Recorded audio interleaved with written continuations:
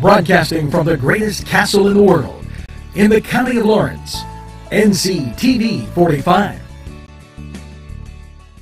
Simple elegance in a majestic setting. Yes, right here in downtown Newcastle, minutes away from shopping, seconds from a gas station, and let's not forget pastries, a restaurant, and oh yes, the schools. The majestic for that majestic lifestyle, right in the greatest castle, Newcastle. Come by and take a look. At our law firm, we see you. Come see us at lgkg.com.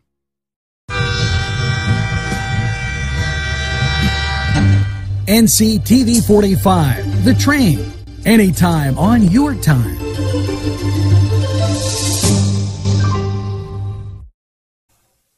Hello and welcome to another Focus NC.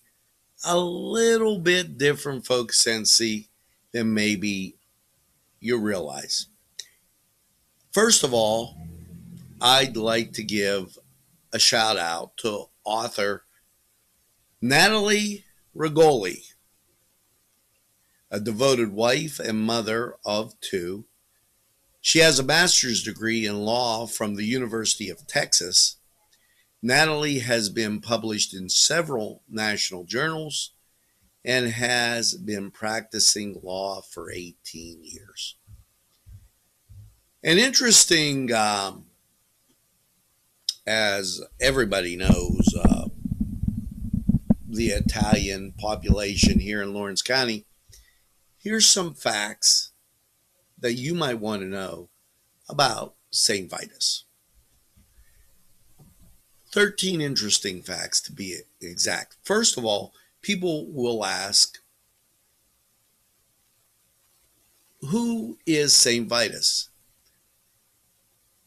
No matter what our age, we can learn the difference and learn to make a difference and learn from the example of St. Vitus.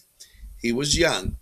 St. Vitus was the only son of a Sicilian senator named Hylas. St. Vitus was converted to Christianity by his tutor, Saint Modest, and his wife,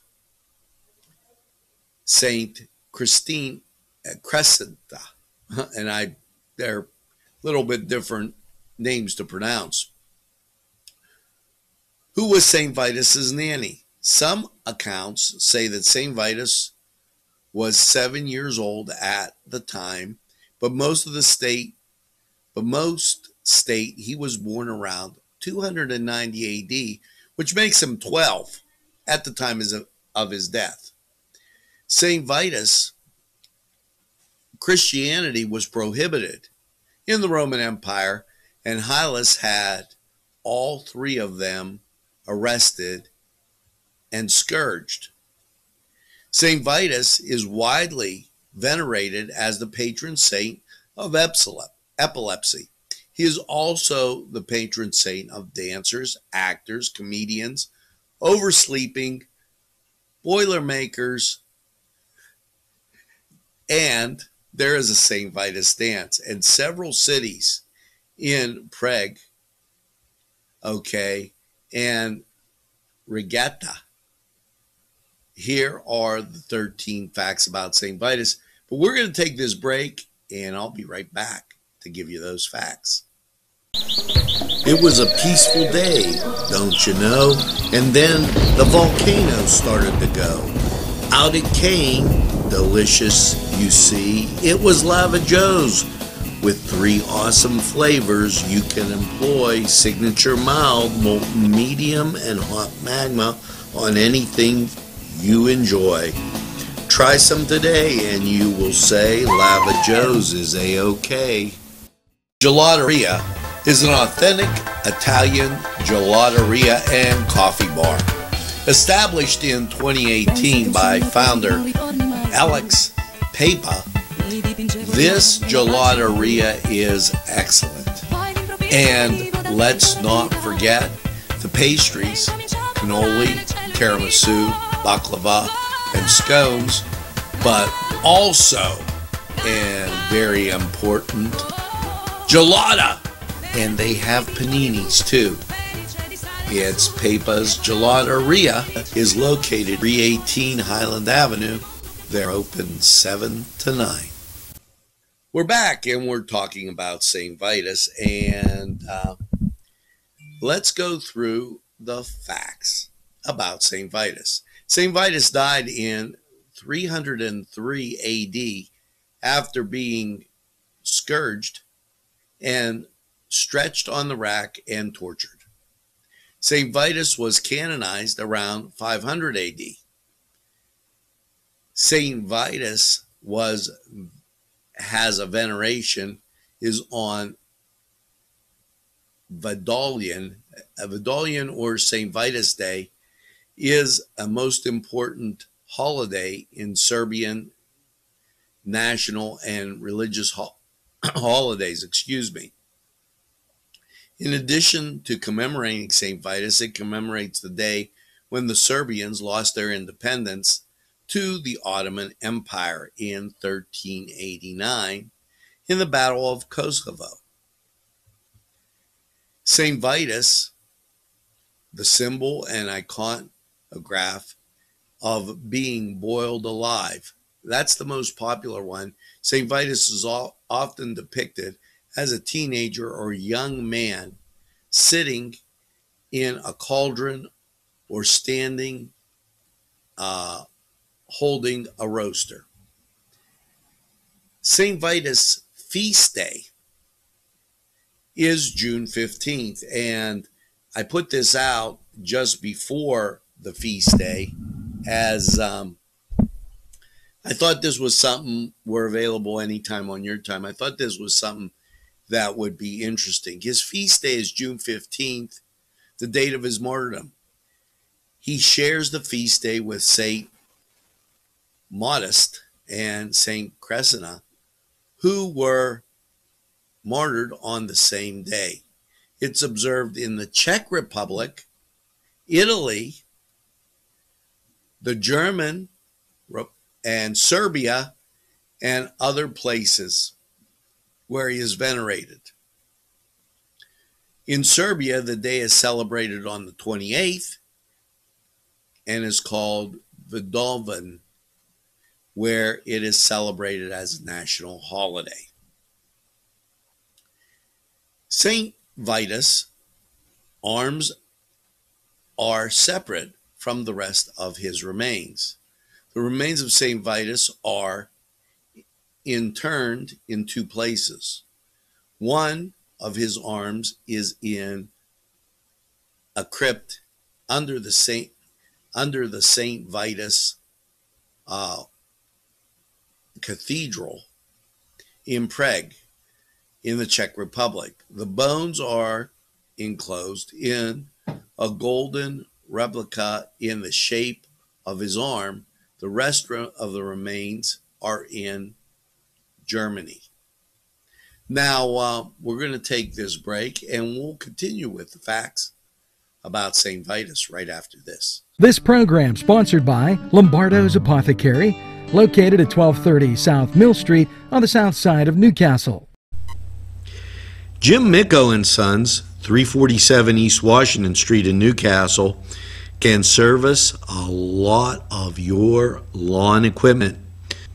It's jimmiccoandsons.com, their website, and you can email them at jimmiccoandsons@verizon.net. Their phone number, 724-652-6911. Proud sponsors of community television in Newcastle. Today's programming is brought to you by NCTV45 and NC Radio 450, Newcastle's community television station. Welcome back, and we're talking about the 13 facts about St. Vitus. Fact number 7, the location of St. Vitus' major shrines are in Rome, Germany, and the Czech Republic. St. Vitus was venerated as one of the 14 holy helpers. St. Vitus is venerated as one of the 14 holy helpers. 14 holy helpers are 14 ancient saints believed to be effective when prayed to for common ailments and pains. Number 9, a king gave St. Vitus arms, bones to the Duke as a gift. King Henry I of Germany, who had all of the remains of St. Vitus at the abbey in Corvey, gave the bones from one of St. Vitus' arms to the Czech Duke, Welsus. St. Welsus then built the St. Vitus Cathedral, where the bones are currently interred. Fact number 10, St. Vitus has his own dance. Yeah, the St. Vitus dance. It is said that Germans believe they could receive good health for a year if they danced before St. Vitus' statue on the feast day. There was also a dance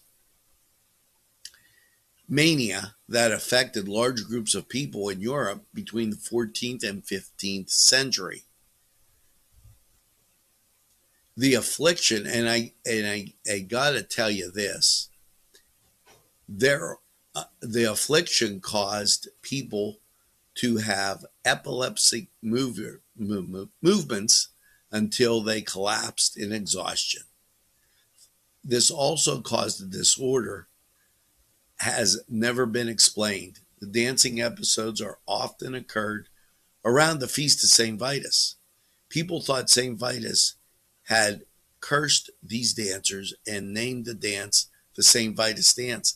In the 17th century, this disorder was named Sidaeum's Chorea. Okay, fact number 11, and here you go. St. Vitus has his own rain rhyme. St. Vitus has his own rhyme. If St. Vitus' day be rainy weather, it shall rain 30 days together. It is of the British origin and appears in the Farmer's Almanac, which has been published since 1818. Fact number 12. People believe you could be cursed with St. Vitus dance. In Austria, they used to believe that anyone who ate a sparrow would be afflicted with the St. Vitus dance. And fact number 13. St. Vitus was removed from the Catholic calendar after the Second Vatican Council. The Catholic Church revised its calendar of saints and removed St. Vitus and several other saints from its calendar. The justification for removal was that very little was known about him. The Catholic Church continues to recognize St. Vitus as a saint and permits churches and places to dedicate to him to continue to celebrate the masses of St. Vitus on his feast day. St. Vitus was a great warrior of faith. Despite his youth, he gave his life for the love of Christ. We are pressed by challenges to our faith, just as the early martyrs were. And though we will probably not be invited to die for Christ, we should be encouraged by the example and the intercession of St. Vitus. Special thanks to Natalie Regali, the author of that piece. For Focus NC and NCTV45, I'm Angelo Parada, and here's hoping you have a great day.